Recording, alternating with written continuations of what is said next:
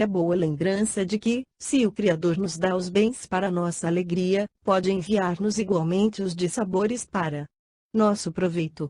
Se o papai for acusado, direi que fui eu o autor do delito. E se te flagelarem por isso, perguntou ela de olhos ansiosos, entregar-me-ei ao flagício com a paz da consciência. Se estiveres junto de mim, nesse instante, cantarás comigo a prece dos que se encontram em aflição. E se te matarem, Jesiel, pediremos a Deus que nos proteja.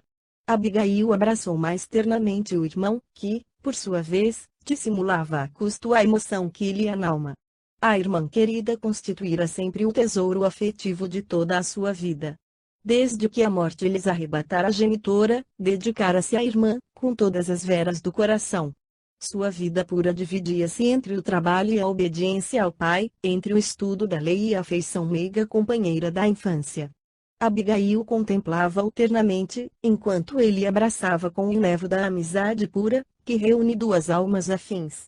Depois de meditar longos minutos, Jesiel falou comovido: se eu morrer, Abigail, hás de prometer-me seguir à risca aqueles conselhos da mamãe, para que tivéssemos a vida sem mácula, neste mundo.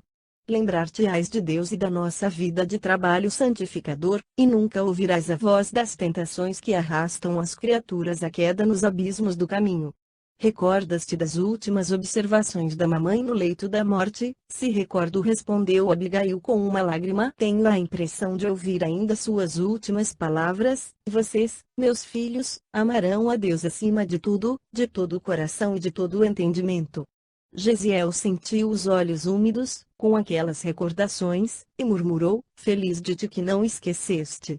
E como quem desejava mudar o rumo da conversa, acrescentou sensibilizado: agora precisas descansar. Embora ela se recusasse ao repouso, tomou-lhe o manto pobre, improvisou um leito à luz baça do luar que penetrava pelas grades e, osculando-lhe a fronte com indizível ternura, advertiu afetuosamente: descansa, não te impressiones com a situação, nosso destino pertence a Deus. Abigail, para lhe ser agradável, aquietou-se como pôde, enquanto ele se aproximava da janela para contemplar a beleza da noite polvilhada de luz. Seu coração moço atufava-se de angustiosas cogitações. Agora que o pai e a irmãzinha repousavam na sombra, dava curso às ideias profundas que lhe empolgavam o espírito generoso. Buscava, ansiosamente, uma resposta às interrogações que mandava as estrelas distantes.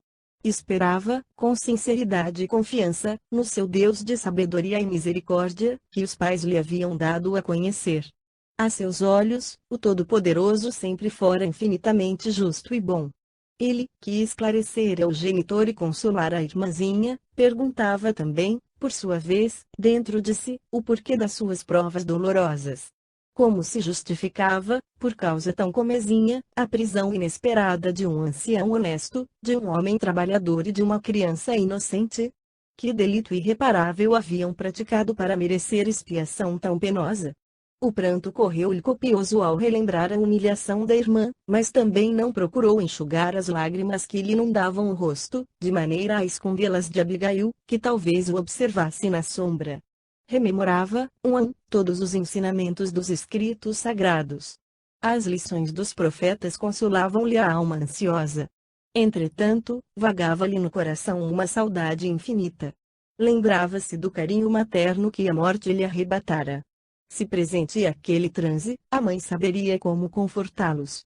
Quando criança, nas suas pequenas contrariedades, ela ensinava que, em tudo, Deus era bom e misericordioso, que, nas enfermidades, corrigia o corpo, e nas angústias da alma esclarecia, iluminava o coração. No desfile das reminiscências, considerava igualmente que ela sempre lhe incitara a coragem e a alegria, fazendo-lhe sentir que a criatura convicta da paternidade divina anda, no mundo, fortalecida e feliz.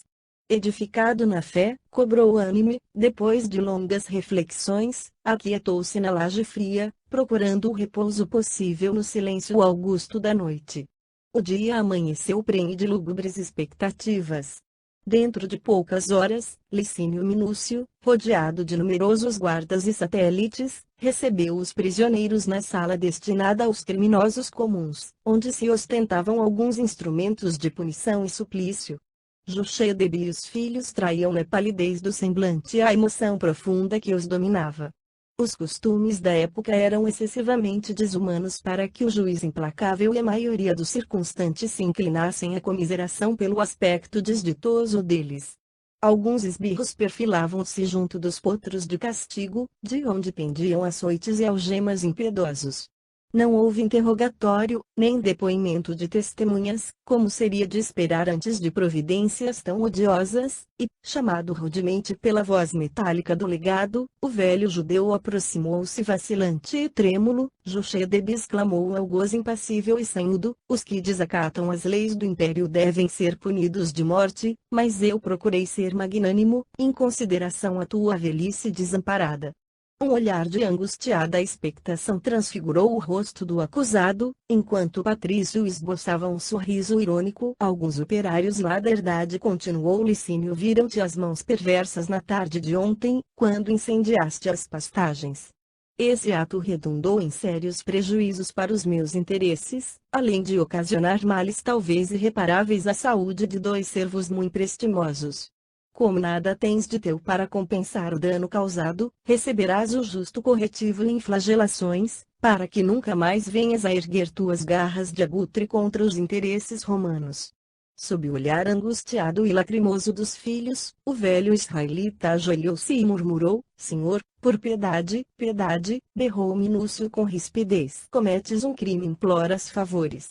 Bem se diz que tua raça se compõe de vermes asquerosos e desprezíveis. E, designando o tronco, disse friamente a um dos sequazes: Pessênio, havia-te vergasta 20 vezes. Ante a muda aflição dos jovens, o respeitável ancião foi solidamente algemado. O castigo ia começar quando Gesiel, rompendo a expectativa geral, aproximou-se da mesa e falou com humildade: Questor ilustríssimo, perdoai minha covardia de haver calado até agora, asseguro-vos, porém, que meu pai está sendo acusado injustamente. Fui eu quem incendiou os terrenos de vossa propriedade, perturbado pela sentença de confisco exarada contra nós. Dignai-vos, pois, libertar-lhe e dar-me a minha merecida punição. Aceitá-la-ei de bom grado. O patrício teve um lampejo de surpresa nos olhos frios, que se caracterizavam por mobilidade extrema, e acentuou: Mas, não auxiliaste os meus homens a salvar uma parte das termas? Não foste o primeiro a medicar o filho, assim fiz levado pelo remorso, ilustríssimo, retrucou o rapaz, ansioso por isentar o pai do suplício iminente. Quando vi a extensão do fogo comunicando-se às árvores, temi as consequências do ato praticado, mas, agora, confesso ter sido o seu autor. Nesse ínterim, receoso pela sorte do filho, Jochebed exclamou, intimamente atormentado: Gesiel, não te inculpes por uma falta que não cometeste. Mas, pontilhando as palavras com extrema ironia, o legado replicou, dirigindo-se ao moço hebreu: Está bem, poupei-te até agora, baseado nas falsas informações que me deram a teu respeito, contudo, terás também o teu quinhão de disciplina indispensável. Teu pai pagará pelo crime em que foi visto, de maneira inegável, e tu pagarás pelo que confessaste espontaneamente. Colhido de surpresa pela decisão que não esperava, Gesiel foi conduzido ao poste de tortura, em frente da angústia paterna. A seu lado, postou-se o companheiro de Pessênio, que o atou sem piedade aos elos de bronze, e as primeiras vergastadas começaram a lamber-lhe o dorso, impiedosas, isócronas. 1, 2, 3. Jochebed revelava profunda debilidade, vendo-se-lhe o peito arfar penosamente, ao passo que o filho demonstrava tolerar o suplício com heroísmo e nobre serenidade, ambos de olhos fixos em Abigail, que os contemplava excessivamente pálida, entremostrando nas lágrimas ardentes que derramava o cruciante martírio do seu espírito afetuoso. A punição terrível ia quase a meio, quando um mensageiro entrou no recinto e, em voz alta, anunciou ao legado, em tom solene: Ilustríssimo, portadores de vossa casa participam que o servo Rufilho acaba de falecer. O cruel patrício franziu o sobrolho como costumava fazer nos momentos de explosão colérica.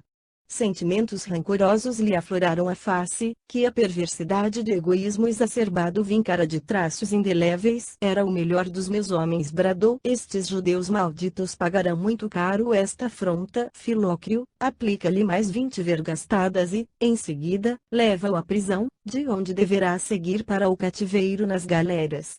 Entre as pobres vítimas e a jovem aflita trocou-se um olhar de significação intraduzível. Aquele cativeiro era ruína e a morte. E ainda não se haviam recobrado da cruel surpresa, quando o juiz inexorável prosseguiu: quanto a ti, Pescenio, renova a tarefa. Esse velho, criminoso e sem escrúpulos, pagará a morte do meu fiel servidor. Golpeia-lhe as mãos e os pés até que fique impossibilitado de caminhar e praticar o mal. Ante a sentença iníqua, Abigail caiu de joelhos, em preces ardentes. Do peito do irmão escapavam fundos suspiros, nevoando-se-lhe os olhos de lágrimas dolorosas, ao conjecturar a inexorável desdita da irmãzinha, enquanto o pai lhes buscava ansiosamente o olhar, receoso da hora extrema. As vergastadas continuavam sem trégua, mas, de uma feita, Pescenio não conseguira equilibrar-se e a aguçada ponta de bronze do açoite lanhou fundo a garganta do pobre israelita, jorrando sangue em borbotões. Os filhos compreenderam a gravidade da situação e entreolharam-se ansiosos. Em preces de sublimado fervor, Abigail dirigia-se a Deus, aquele Deus terno e amoroso que sua mãe lhe ensinara a adorar. Filócrio concluiu a sua empreitada. A fronte de Gesiel erguia-se a custo, exibindo pastoso suor tisnado de sangue.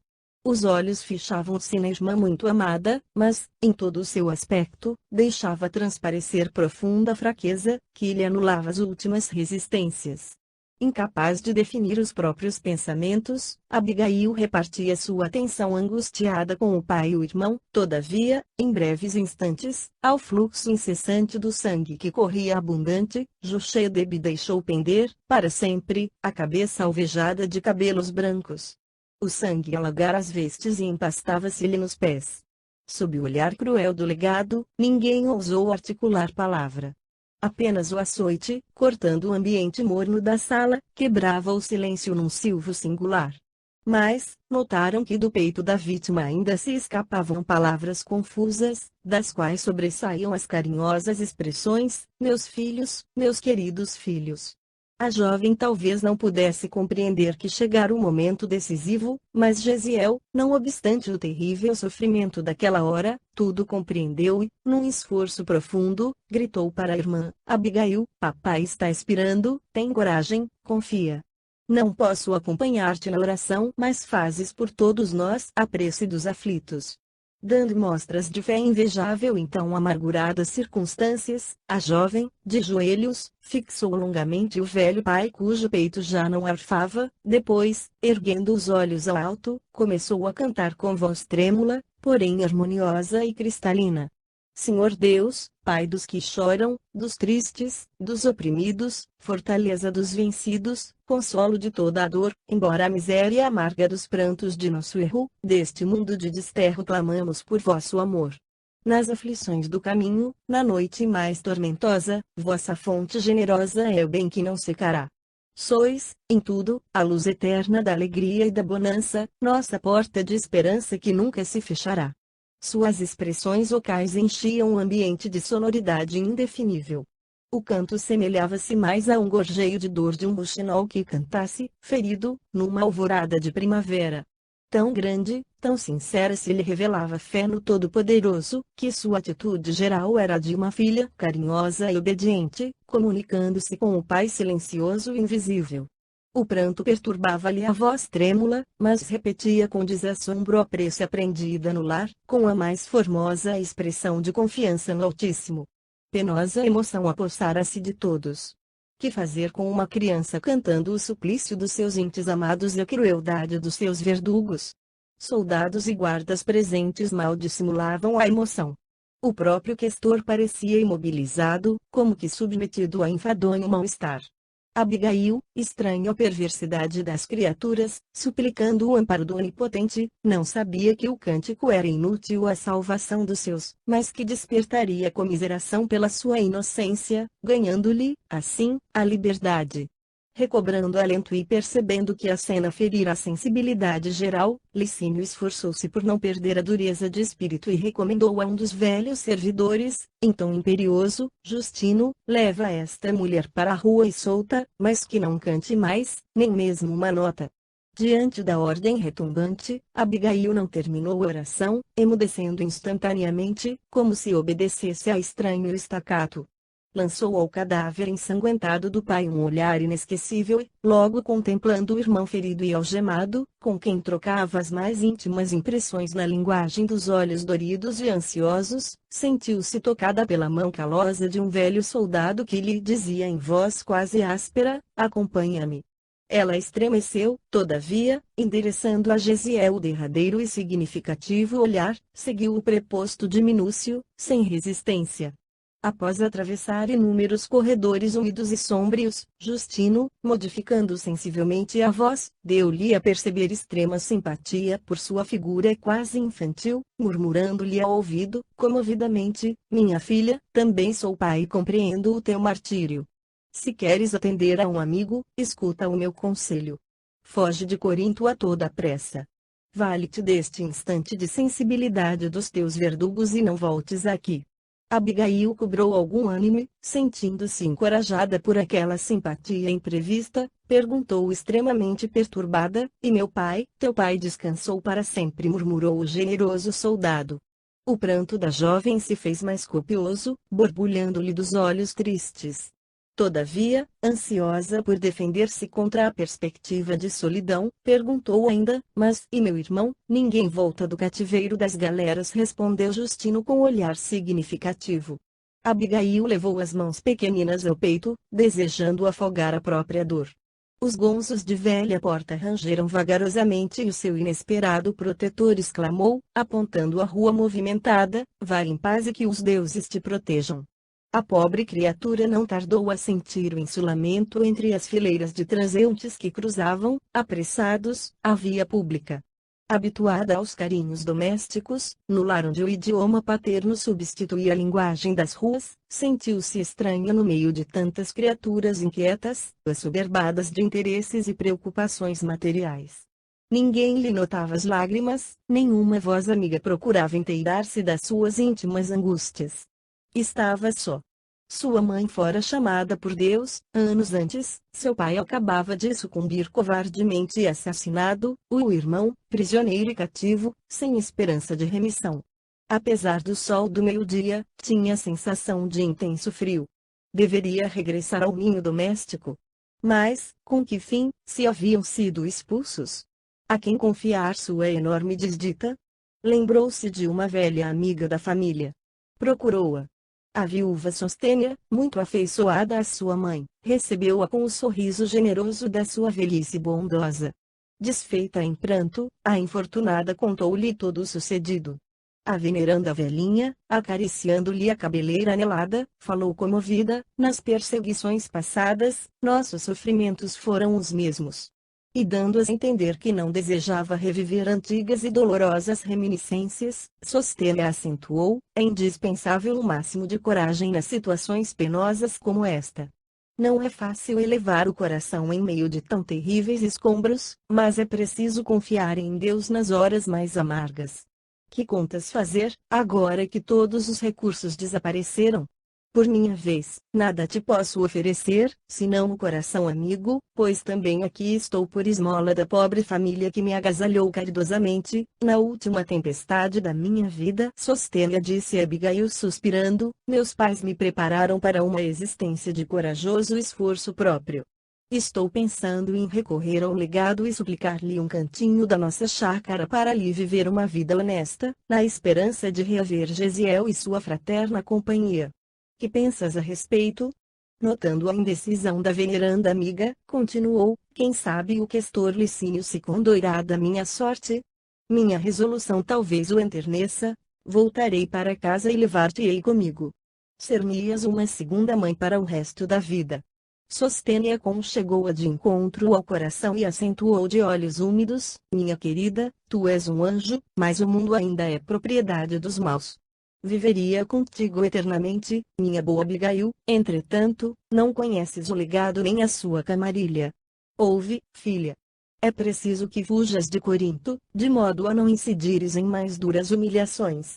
A moça teve uma exclamação de abatimento e, depois de longa pausa, acrescentou: aceitarei teus conselhos, mas, antes de qualquer providência, necessito voltar a casa. Para quê? Interrogou a amiga admirada. É imprescindível que partas quanto antes. Não voltes ao lar. A esta hora, é possível já esteja ocupado por homens sem escrúpulos, que te não respeitariam. Convém-te uma atitude de sincera fortaleza moral, pois vivemos uma época em que necessitamos fugir da perdição, como Lote e seus familiares, correndo o risco de sermos transformados em estátua inútil, se olharmos para trás. A irmã de Gesiel bebia-lhe as palavras com dolorosa estranheza, em face do imprevisto da situação. Passado um momento, Sostênia levou a mão à fronte, como a recordar uma providência oportuna e falou com animação: lembras-te de Zacarias, filho de Ana, aquele amigo da estrada de Cencreia? Ele mesmo. Fui informada de que, em companhia da esposa, prepara-se para deixar definitivamente Acaia, por haver sido assassinado pelos romanos irresponsáveis, nestes últimos dias, o seu único filho. Confortada por ardente esperança, concluía com ansiedade: corre à casa de Zacarias. Se ainda o encontrares, fala-lhe em meu nome. Pede-lhe acolhimento. Ruth é um coração generoso e não deixará de estender-te as mãos generosas e fraternais. Sei que ela te receberá com afagos maternos. Abigail tudo ouvia, parecendo indiferente à própria sorte. Mas Sostênia fê-la considerar a necessidade do recurso e, decorridos minutos de consolações recíprocas, a jovem, sob o calor causticante das primeiras horas da tarde, pôs-se a caminho para Cencreia, dando a impressão de um autômato que vagasse na estrada, a que vários veículos e inúmeros pedestres imprimiam considerável movimento.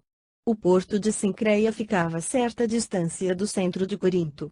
Situado de maneira a servir às comunicações com o Oriente, seus bairros populosos estavam cheios de famílias israelitas, fixadas de longa data nas regiões da Acaia, ou em trânsito para a capital do Império e adjacências. A irmã de Gesiel chegou à casa de Zacarias dominada por terrível abatimento. Aliado à vigília da última noite e às angústias do dia, penoso cansaço físico lhe agravava os desalentos. Pernas trôpegas, a relembrar o pai morto e o irmão prisioneiro, não reparava em si própria, no mísero estado do seu organismo enfermo e desnutrido. Somente ao defrontar a modesta morada do amigo, verificou que a febre começava a devorar-lhe as entranhas, obrigando-o a refletir nas suas dolorosas necessidades. Zacarias e Ruth, sua mulher, atendendo ao chamado, receberam-na espantados e aflitos. Abigail. O grito de ambos revelava grande surpresa, com o aspecto da jovem despenteada, face esfogueada, olhos fundos e vestes em desalinho. A filha de Jochebed, perturbada pela fraqueza e pela febre, rojou-se aos pés do casal, exclamando em tom lancinante: meus amigos, tende piedade do meu infortúnio. Nossa boa Sostênia lembrou-me vosso afeto, no transe doloroso por que passo. Eu, que já não tinha mãe, tive hoje meu pai assassinado e Gesiel escravizado sem remissão. Se é verdade que partireis de Corinto, levai-me, por compaixão, em vossa companhia. Abigail abraçava-se agora a Ruth, ansiosamente, enquanto a amiga carinhava entre lágrimas. Soluçante, a jovem relatou os fatos da véspera e os tristes episódios daquele dia. Zacarias, cujo coração paterno acabava de sofrer tremendo golpe, abraçou-a com afeto e amparou-a sensibilizado, exclamando solícito: dentro de uma semana voltaremos à Palestina. Ainda não sei bem onde nos vamos fixar, mas nós, que perdemos o filho querido, teremos em ti uma filha estremecida. Acalma-te.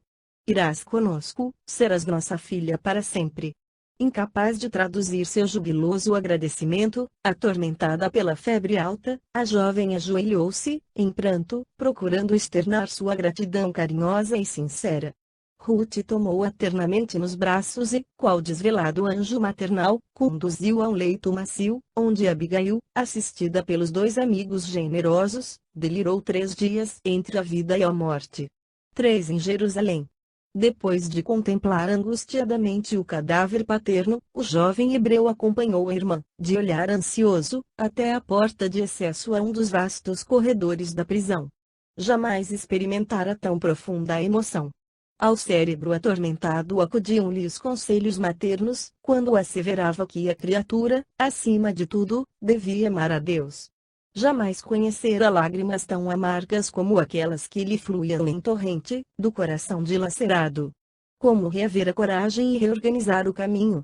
Desejou, num relance, romper as algemas, aproximar-se do pai inanimado, afagar-lhe os cabelos brancos e, simultaneamente, abrir todas as portas, correr no encalço de Abigail, tomá-la nos braços para nunca mais se apartarem nas estradas da vida. Debalde se estorceu no tronco do martírio, porque, em retribuição aos esforços, somente o sangue manava mais copioso das feridas abertas. Singultos dolorosos abalavam-lhe o peito, a cuja altura a túnica se fizera em rubros frangalhos. Abismado em si mesmo, finalmente foi recolhido a uma cela úmida, onde, por 30 dias, mergulhou o pensamento em profundas cogitações. Ao fim de um mês, as feridas estavam cicatrizadas e um dos prepostos de Licínio julgou chegado o momento de o encaminhar a uma das galeras do tráfego comercial, onde se encontrava o questor, interessado em assuntos lucrativos. O moço hebreu perdera o viço róseo das feices e o tom ingênuo da fisionomia carinhosa e alegre. A rude experiência dera-lhe uma expressão dolorosa e sombria. Vagava-lhe no semblante indefinível tristeza e na fronte apontavam rugas precoces, anunciativas de velhice prematura, nos olhos, porém, a mesma serenidade doce, oriunda da íntima confiança em Deus. Como outros descendentes da sua raça, sofrera o sacrifício pungente, todavia, guardara a fé, como a auréola divina dos que sabem verdadeiramente agir e esperar. O autor dos Provérbios recomendara, como imprescindível, a serenidade da alma em todas as flutuações da vida humana, porque dela procedem as fontes mais puras da existência, e Gesiel guardara o coração. Órfão de pai e mãe, cativo de verdugos cruéis, saberia conservar o tesouro da esperança e procuraria a irmã, até aos confins do mundo, se um dia conseguisse, de novo, o beijo da liberdade na fronte escravizada.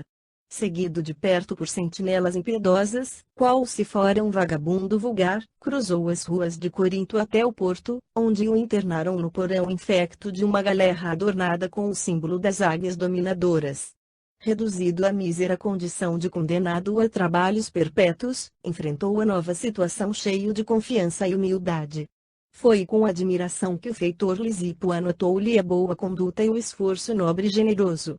Habituado a lidar com malfeitores e criaturas sem escrúpulos, que, não raro, requeriam a disciplina do chicote, surpreendeu-se ao reconhecer no moço hebreu a disposição sincera de quem se entregava ao sacrifício, sem rebeldias e sem baixeza. Manejando os remos pesados com absoluta serenidade, como quem se dava a uma tarefa habitual, sentia o suor abundante inundar-lhe a face juvenil, relembrando, comovido, os dias laboriosos da sua charrua amiga. Em breve, o feitor reconhecia nele um servo digno de estima e consideração, que soubera impor-se aos próprios companheiros com o prestígio da natural bondade que lhe transbordava d'alma. Ai de nós, exclamou um colega desalentado, são raros os que resistem a estes remos malditos, por mais de 4 meses, mas todo o serviço é de Deus, amigo, respondeu Gesiel altamente inspirado, e desde que aqui nos encontramos em atividade honesta e de consciência tranquila, devemos guardar a convicção de servos do Criador, trabalhando em suas obras. Para todas as complicações da nova modalidade de sua existência, tinha uma fórmula conciliatória, harmonizando os ânimos mais exaltados. O feitor surpreendia-se com a delicadeza do seu trato e capacidade de trabalho, que se aliavam aos mais altos valores da educação religiosa recebida no lar. No bojo escuro da embarcação, sua firmeza de fé não se modificara. Dividia o tempo entre os labores rudes e sagradas meditações. A todos os pensamentos, sobrelevava a saudade do ninho familiar, com a esperança de rever a irmã algum dia, por mais que se lhe dilatasse o cativeiro. De Corinto, a grande embarcação aproara em Cefalônia e Nicópolis, de onde deveria regressar aos portos da linha de Chipre, depois de ligeira passagem pela costa da Palestina, consoante o itinerário organizado para aproveitar o tempo seco e tendo em vista que o inverno paralisava toda a navegação. Afeito ao trabalho, não lhe foi difícil adaptar-se à pesada faina de carga e descarga do material transportado, à manobra dos remos implacáveis e assistência aos poucos passageiros, sempre que lhe requisitavam préstimos, sob o olhar vigilante de Lisipo. Voltando de Cefalônia, a galera recebeu um passageiro ilustre. Era o jovem romano Sérgio Paulo, que se dirigia para a cidade de Citium, em comissão de natureza política. Com destino ao porto de Neapafos, onde alguns amigos o esperavam, o moço Patrício se constituiu, desde logo, entre todos, alvo de grandes atenções. Dada a importância do seu nome e o caráter oficial da missão a ele cometida, o comandante Sérvio Carbo lhe reservou as melhores acomodações. Sérgio Paulo, entretanto, muito antes de aportarem novamente em Corinto, onde a embarcação deveria permanecer alguns dias, em prosseguimento da rota prefixada, adoeceu com febre alta, abrindo-se-lhe o corpo em chagas purulentas. Comentava-se, a Surrelfa, que nas cercanias de Cefalônia graçava uma peste desconhecida. O médico de bordo não conseguiu explicar a enfermidade e os amigos do enfermo começaram a retrair-se com indisfarçável escrúpulo. Ao fim de 3 dias, o jovem romano achava-se quase abandonado, o comandante, preocupado, por sua vez, com a própria situação e receoso por si mesmo, chamou Lisipo, pedindo-lhe que indicasse um escravo, dos mais educados e maneirosos, capaz de incumbir-se de toda assistência ao passageiro ilustre. O feitor designou Gesiel, incontinenti, e, na mesma tarde, o moço hebreu penetrou no camarote do enfermo. Com o mesmo espírito de serenidade que costumava testemunhar nas situações mais díspares e arriscadas. Sérgio Paulo tinha o leito em desalinho. Não raro, levantava-se de súbito, no auge da febre que o fazia delirar, pronunciando palavras desconexas e agravando, com o movimento dos braços, as chagas que sangravam em todo o corpo. "Quem és tu?" perguntou o doente em delírio, logo que enxergou a figura silenciosa e humilde do jovem de Corinto. "Chamo-me Gesiel, o escravo que vos vem servir." E a partir daquele momento, consagrou-se ao enfermo com todas as reservas da sua afetividade. Com a permissão dos amigos de Sérgio, utilizou todos os recursos de que podia dispor a bordo, imitando a medicação aprendida no lar. Dias seguidos e longas noites, velou à cabeceira do ilustre romano, com devotamento e boa vontade. Banhos, essências e pomadas eram manipulados e aplicados com extrema dedicação, como se estivesse a tratar um parente íntimo e muito caro. Nas horas mais críticas da enfermidade dolorosa, falava-lhe de Deus, recitava trechos antigos dos profetas, que trazia de cor, cumulando de consolações e carinho fraternal. Sérgio Paulo compreendeu a gravidade do mal que afastara os amigos mais caros e, no convívio daqueles dias, afeiçoou-se ao enfermeiro humilde e bom. Depois de alguns dias em que Gesiel conquistara plenamente a sua admiração e o seu reconhecimento, pelos atos de inexcedível bondade, o doente entrou em rápida convalescença, com manifestações de geral alegria.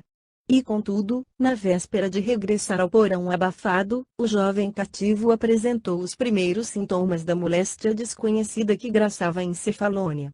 Após entender-se com alguns subordinados de categoria, o comandante chamou a atenção do patrício, já quase restabelecido, lhe pediu aprovação para o projeto de lançar o jovem ao mar. "Será preferível envenenar os peixes, antes que afrontar o perigo do contágio e arriscar tantas vidas preciosas", esclarecia Sérvio Carbo com malicioso sorriso.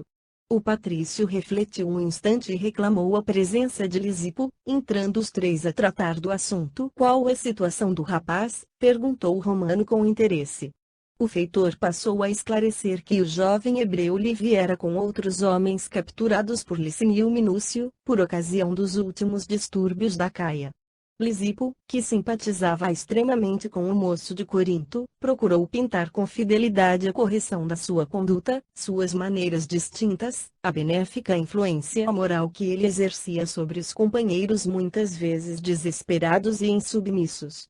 Depois de longas considerações, Sérgio ponderou com profunda nobreza: não posso admitir que Gisiel seja tirado ao mar com a minha quiescência.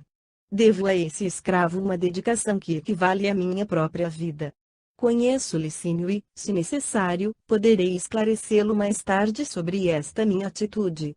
Não duvido que a peste de Cefalônia esteja trabalhando o seu organismo e, por isso mesmo, é que lhes peço a cooperação necessária, a fim de que esse jovem fique liberto para sempre. Mas isso é impossível, exclamou Sérvio relicenciosamente. Por que não? Revidou o romano. Em que dia atingiremos o porto de Jope? Amanhã, à noitinha. Pois bem, espero que vocês não se oponham aos meus planos, e tão logo alcancemos o porto, levarei Gesiel num bote até as margens, pretextando o ensejo de exercício muscular, que preciso recomeçar.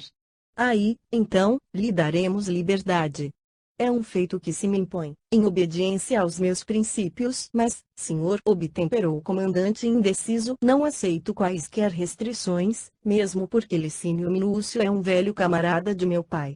E continuou, depois de refletir um momento: não ias atirar o rapaz ao fundo do mar? Sim, pois faze constar nos teus apontamentos que o escravo Gesiel, atacado de mal desconhecido, contraído em Cefalônia, foi sepultado no mar, antes que a peste contagiasse os tripulantes e passageiros.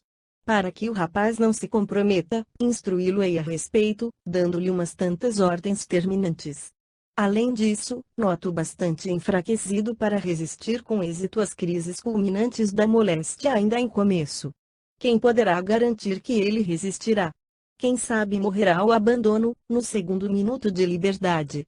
O comandante e o feitor trocaram um olhar inteligente, de implícito acordo mútuo. Depois de longa pausa, Sérvio concordou, dando-se por vencido: está bem, seja. O moço Patrício estendeu a mão aos dois e murmurou: por este obséquio ao meu dever de consciência, poderão sempre dispor em mim de um amigo.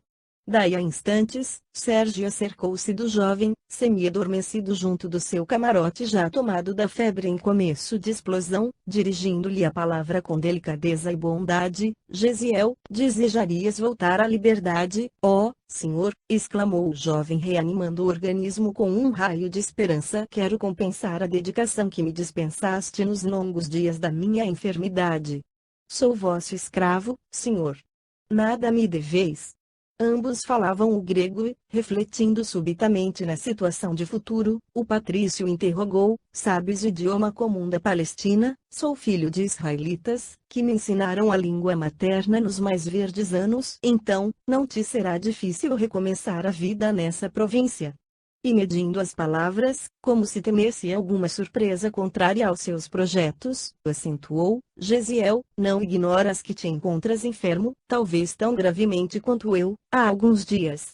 O comandante, atento à possibilidade de um contágio geral, dada a presença de numerosos homens a bordo, pretendia lançar-te ao mar. Contudo, amanhã de tarde chegaremos a Jope e hei de valer-me dessa circunstância para devolver-te a vida livre.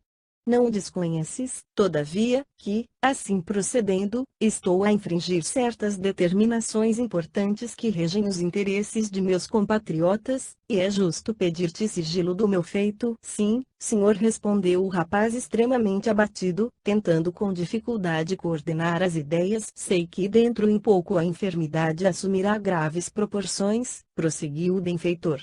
Dar-te-ei a liberdade, mas só o teu Deus poderá conceder-te a vida. Entretanto, caso te restabeleças, deverás ser um novo homem, com um nome diferente. Não desejo ser inculpado de traidor dos meus próprios amigos e devo contar com a tua cooperação. Obedecer-vos-ei em tudo, senhor. Sérgio lançou-lhe um olhar generoso e terminou: tomarei todas as providências. Dar-te-ei algum dinheiro para atenderes às primeiras necessidades e vestirás uma de minhas velhas túnicas, mas, tão logo seja possível, vai-te de Jope para o interior da província. O porto está sempre cheio de marinheiros romanos, curiosos e maleficentes. O enfermo fez um gesto de agradecimento, enquanto Sérgio se retirava para atender ao chamado de alguns amigos. No dia imediato, à hora esperada, o casario palestinense estava à vista. E quando luziam os primeiros astros da noite, pequeno batel aproximava-se de local silencioso das margens, tripulado por 2 homens cujos vultos se perdiam na sombra. Derradeiras palavras de bom conselho e despedida, e o moço hebreu osculou, comovidamente, à destra do benfeitor, que voltou à galera apressado, de consciência tranquila. Mal não dera os primeiros passos, Gesiel sentou-se premido pelas dores gerais que lhe tomavam todo o corpo e pelo abatimento natural, consequente à febre que o consumia. Ideias confusas dançavam-lhe no cérebro.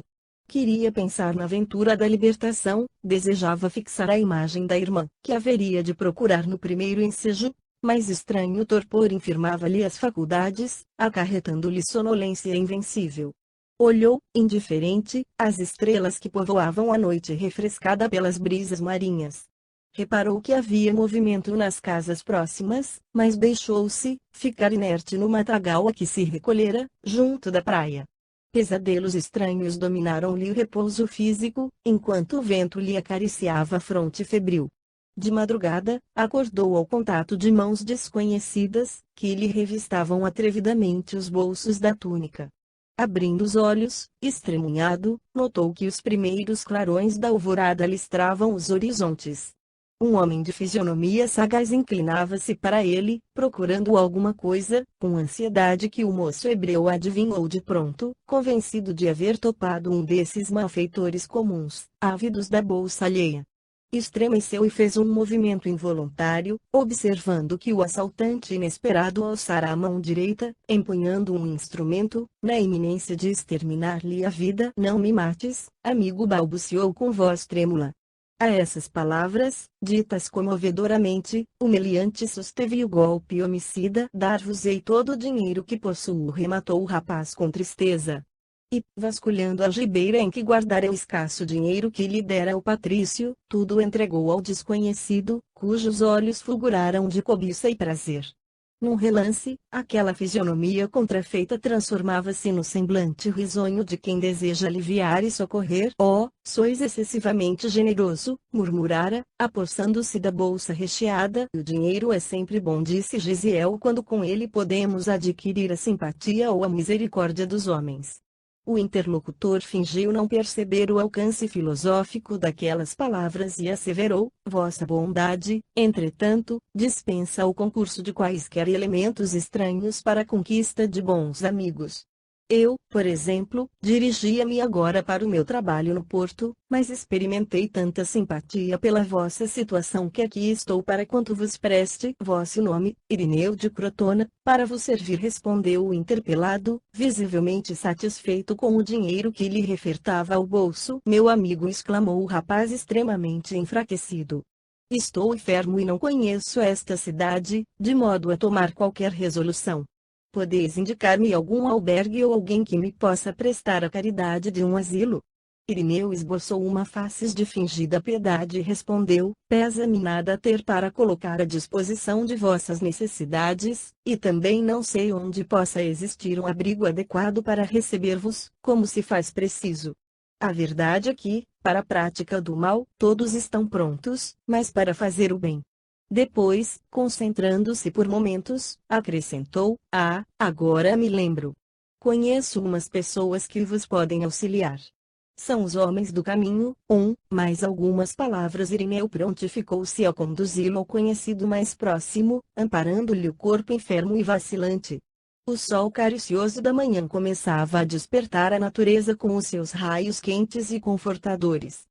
Feita a reduzida caminhada por um atalho agreste, sustido pelo meliante arvorado em benfeitor, Gesiel parava à porta de uma casa de aparência humilde. Irineu entrou e de lá regressou com um homem idoso, de semblante agradável, que estendeu a mão, cordialmente, ao moço hebreu, dizendo: "De onde vens, irmão?" O rapaz admirou-se de tanta afabilidade e delicadeza, num homem a quem via pela primeira vez. Porque lhe dava o título familiar, reservado ao círculo mais íntimo dos que nasciam sob o mesmo teto. "Por que me chamais irmão, se não me conheceis?" interrogou comovido. Mas o interpelado, renovando o sorriso generoso, acrescentava: "Somos todos uma grande família em Cristo Jesus." Gesiel não compreendeu. Quem seria aquele Jesus? um novo Deus para os que desconheciam a lei. Reconhecendo que a enfermidade não lhe dava ensanchas a cogitações religiosas ou filosóficas, respondeu simplesmente: Deus vos recompense pela generosidade da acolhida. Venho de Cefalônia, tendo há 2 ido gravemente em viagem, e assim que, neste estado, recorro à vossa caridade. 1. Primitiva designação do cristianismo, nota de Emanuel. Efraim, disse Irineu dirigindo-se ao dono da casa, nosso amigo tem febre e o seu estado geral requer cuidados. Você, que é um dos bons homens do caminho, há de acolhê-lo com o coração dedicado aos que sofrem. Efraim aproximou-se mais do jovem enfermo e observou: não é o primeiro doente de Cefalônia que o Cristo envia à minha porta. Ainda anteontem, outro aqui surgiu com o corpo crivado de feridas de mau caráter. Aliás, conhecendo a gravidade do caso, pretendo logo à tarde levá-lo para Jerusalém. Mas, é necessário ir tão longe? Perguntou Irineu com certo espanto. Somente lá, temos maior número de cooperadores, esclareceu com humildade. Ouvindo o que diziam e considerando a necessidade de ausentar-se do porto em obediência às recomendações do patrício que se lhe mostrara tão amigo, restituindo a liberdade, Gesiel dirigiu-se a Efraim num apelo humilde e triste: por quem sois, levai-me para Jerusalém convosco, por piedade. O interpelado, evidenciando natural bondade, anuiu sem maior estranheza: irás comigo. Abandonado por Irineu aos cuidados de Efraim, o doente recebeu carinhos de um verdadeiro amigo. Não fosse a febre, teria travado com o irmão um conhecimento mais íntimo, procurando conhecer minuciosamente os nobres princípios que o levaram a estender-lhe a mão protetora. Contudo, não conseguiu manter-se de pensamento vigilante sobre si mesmo, a fim de elucidar as suas interrogações carinhosas, medicando-se convenientemente. Ao crepúsculo, aproveitando a frescura da noite, uma carroça, cuidadosamente velada por um toldo de pano barato, saía de Jope com destino a Jerusalém. Caminhando cuidadoso para não esfalfar a pobre Alimária, Efraim transportava os 2 enfermos à cidade próxima, buscando os recursos indispensáveis. Descansando aqui e ali, somente na manhã seguinte o veículo parou à porta de um casarão de grandes proporções, aliás paupérrimo em sua feição exterior. Um rapaz de semblante alegre veio atender ao recém-vindo, que o interpelou com intimidade: Urias, poderás dizer-me se Simão Pedro está? Está, sim, poderás chamá-lo em meu nome, vou já. Acompanhado de Tiago, irmão de Levi, Simão apareceu e recebeu o visitante com efusivas demonstrações de carinho. Efraim esclareceu o motivo da sua presença. 2 desamparados do mundo requeriam auxílio urgente, mas é quase impossível, atalhou Tiago. Estamos com 49 doentes acamados.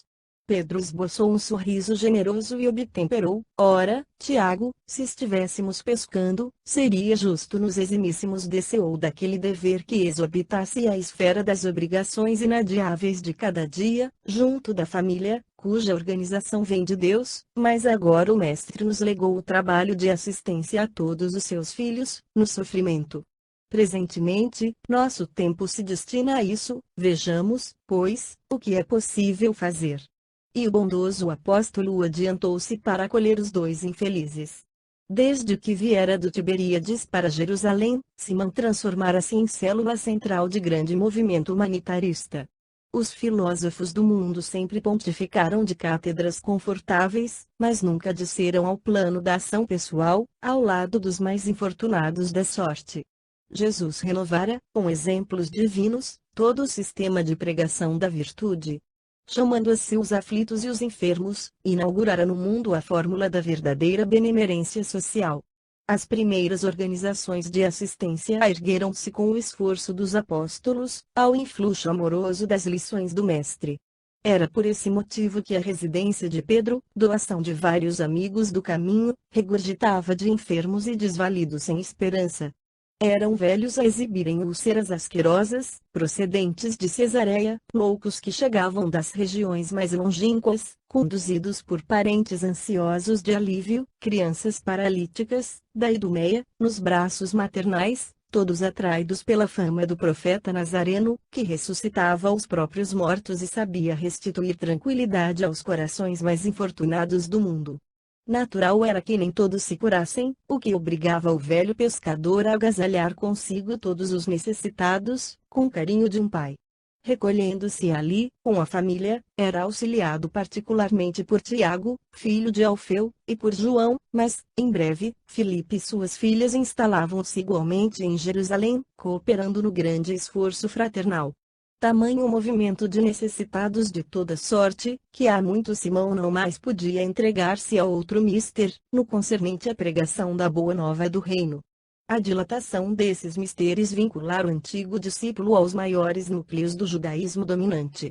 Obrigado a valer-se do socorro dos elementos mais notáveis da cidade, Pedro sentia-se cada vez mais escravo dos seus amigos benfeitores e dos seus pobres beneficiados, acorridos de toda parte, em grau de recurso supremo ao seu espírito de discípulo abnegado e sincero.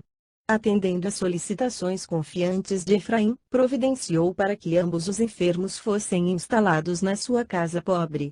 Gesiel ocupou o leito asseado e singelo, em estado de completa inconsciência, no delírio da febre que o prostrava. Suas palavras desconexas, entretanto, revelavam tão exato conhecimento dos textos sagrados, que Pedro e João se interessaram de modo especial por aquele jovem de faces macilentas e tristes. Mormente Simão, passava longas horas entretido em ouvi-lo, anotando-lhe os conceitos profundos, embora filhos da exaltação febril. Decorridas 2 semanas exaustivas, Gesiel melhorou, reharmonizando as próprias faculdades para melhor analisar e sentir a nova situação. Afeiçoara-se a Pedro, como um filho afetuoso ao legítimo pai. Notando-lhe o carinho, de leito em leito, de necessitado a necessitado, o moço hebreu experimentava deliciosa e íntima surpresa. O ex-pescador de Cafarnaum, relativamente moço ainda, era o exemplo vivo da renúncia fraterna. Tão logo convalescente, Gesiel foi transferido a ambiente mais calmo, à sombra amena de vetustas tamareiras que circundavam a velha casa. Entre ambos estabelecera-se, desde os primeiros dias, a corrente magnética das grandes atrações afetivas. Nessa manhã, as observações amáveis sucediam-se, não obstante a justa curiosidade que lhe pairava na alma, a respeito do interessante hóspede. Simão ainda não tinha logrado o ensejo de um intercâmbio de ideias, mais íntimo, de maneira a sondar-lhe os pensamentos, inteirando-se dos seus sentimentos e da sua origem. Ao sopro generoso da aragem matinal, sob as árvores frondosas, o apóstolo criou ânime, a certa altura, depois de distrair o convalescente com alguns ditos afetuosos, buscou penetrar-lhe o mistério, cuidadosamente. Amigo, disse com jovial sorriso, agora que Deus te restituiu a saúde preciosa, regozijo-me por havermos recebido tua visita em nossa casa.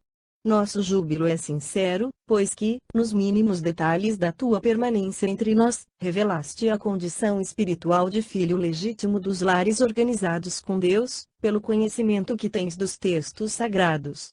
E tanto me impressionei com as tuas referências a Isaías, quando deliravas com febre alta, que desejaria saber de que tribo descendes. Gesiel compreendeu que aquele amigo sincero, antes irmão carinhoso nas horas mais críticas da enfermidade, desejava conhecê-lo melhor, identificá-lo íntima e profundamente, com delicada argúcia psicológica. Achou justo e considerou que não devia desprezar o amparo de um coração verdadeiramente fraterno, para o acendramento das próprias energias espirituais. Meu pai era filho dos arredores de Sebaste, descendia da tribo de Sacar, esclareceu, atencioso, e era tão altamente dedicado ao estudo de Isaías, estudava sinceramente todo o Testamento, sem preferências, talvez, de ordem particular. A mim, porém, Isaías sempre me impressionou profundamente pela beleza das promessas divinas de que foi portador, anunciando-nos o Messias, sobre cuja vinda tenho meditado desde a infância. Simão Pedro esboçou um sorriso de viva satisfação e disse, mas, não sabes que o Messias já veio? Gesiel teve um brusco sobressalto na cadeira improvisada. Que dizeis? Inquiriu ansioso. Nunca ouviste falar em Jesus de Nazaré? Embora recordasse vagamente as palavras ouvidas de Efraim, declarou, nunca, pois o profeta Nazareno já nos trouxe a mensagem de Deus para todos os séculos. E Simão Pedro, olhos acesos na chama luminosa dos que se sentem felizes ao recordar um tempo venturoso, falou-lhe da exemplificação do Senhor, traçando uma perfeita biografia verbal do Mestre Sublime. Em traços de forte colorido, lembrou os dias em que hospedava no seu tugúrio à margem do Genezaré, as excursões pelas aldeias vizinhas, as viagens de barca, de Cafarnaum aos sítios marginais do lago. Era de se lhe ver a emoção intraduzível da voz, a alegria interior com que rememorava os feitos e prédicas junto ao lago marulhoso, acariciado pelo vento, a poesia e a suavidade dos crepúsculos vespertinos. A imaginação viva do apóstolo sabia tecer comentários judiciosos e brilhantes ao evocar um leproso curado, um cego que recuperara a vista, uma criancinha doente e prestes restabelecida. Gesiel bebia-lhe as palavras, inteiramente empolgado, como se houvesse encontrado um mundo novo. A mensagem da Boa Nova penetrava-lhe o espírito desencantado, como um bálsamo suave. Quando Simão parecia prestes a terminar a narrativa, não pôde conter-se e perguntou: "E o Messias? Onde está o Messias?" "Há mais de um ano", exclamou o apóstolo, apagando a vivacidade com a lembrança triste. "Foi crucificado aqui mesmo em Jerusalém, entre os ladrões." Em seguida, passou a enumerar os martírios pungentes, as dolorosas ingratidões de que o Mestre fora vítima, os ensinos derradeiros e a gloriosa ressurreição do terceiro dia. Depois, falou dos primeiros dias do apostolado, dos acontecimentos do Pentecostes e das últimas aparições do Senhor, no cenário sempre saudoso da Galileia distante. Gesiel tinha as pupilas úmidas. Aquelas revelações sensibilizavam-lhe o coração, como se houvesse conhecido o profeta de Nazaré. E, ligando o perfil deste aos textos que retinha de cor, enunciou, quase em voz alta, como se falasse consigo mesmo: "Levantar-se-á, como um arbusto verde, na ingratidão de um solo árido, carregado de opróbrios e abandonado dos homens. Coberto de ignomínias, não merecerá consideração. Será ele quem carregará o fardo pesado de nossas culpas e sofrimentos, tomando sobre si todas as nossas dores. Parecerá um homem vergado sob a cólera de Deus. Humilhado e ferido, deixar-se-á conduzir como um cordeiro, mas, desde o instante em que oferecer sua vida, os interesses do Eterno hão de prosperar nas suas mãos." Simão, admirado de tanto conhecimento dos sagrados textos, terminou dizendo: "Vou buscar-te os textos novos. São as anotações de Levi, 2, sobre o Messias redivivo. 1, do capítulo 53, de Isaías, 2, Mateus." E, em breves minutos, o apóstolo lhe punha nas mãos os pergaminhos do Evangelho. Gesiel não leu, devorou. Assinalou, em voz alta, uma a uma, todas as passagens da narrativa, seguido pela atenção de Pedro, intimamente satisfeito. Terminada a rápida análise, o jovem advertiu: "Encontrei o tesouro da vida, preciso examiná-lo com mais vagar, quero saturar-me da sua luz, pois aqui presinto a chave dos enigmas humanos." Quase em lágrimas, leu o Sermão da Montanha, secundado pelas comovedoras lembranças de Pedro. Em seguida, ambos passaram a comparar os ensinamentos do Cristo com as profecias que o anunciavam. O jovem hebreu estava comovidíssimo e queria conhecer os mínimos episódios da vida do Mestre. Simão procurava satisfazê-lo, edificado e satisfeito. O generoso amigo de Jesus, tão incompreendido em Jerusalém, experimentava uma alegria orgulhosa por haver encontrado um jovem que se entusiasmava com os exemplos e ensinamentos do Mestre incomparável. "Desde que dei acordo de mim em vossa casa", disse Gesiel, "verifiquei que participais de princípios que me não são conhecidos. Tanta preocupação em amparar os desfavorecidos da sorte representa uma lição nova para minha alma. Os doentes que vos abençoam, qual faço agora, são tutelados desse Cristo que eu não tive a ventura de conhecer." O Mestre amparava todos os sofredores e nos recomendou que o mesmo fizéssemos em seu nome, esclareceu o apóstolo enfaticamente. "De acordo com as instruções do Levítico", disse Gesiel, "toda cidade deve possuir, longe de suas portas, um vale, destinado aos leprosos e pessoas consideradas imundas. Entretanto, Jesus nos deu um lar no coração daqueles que o seguem." "O Cristo nos trouxe a mensagem do amor", explicou Pedro, "completou a lei de Moisés, inaugurando um novo ensinamento. A lei antiga é justiça, mas o Evangelho é amor."